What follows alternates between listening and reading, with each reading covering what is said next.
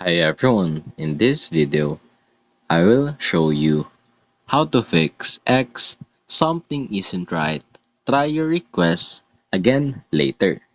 So first thing you want to do is simply hold your X, go to your app info, and here first try to force stop it, then hit on OK, then try again. If still doesn't work, click here on storage and cache. Simply clear cache and clear storage.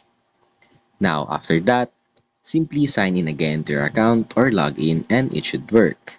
Now if that didn't work, simply go to their help center on Chrome, simply search up here X Help Center,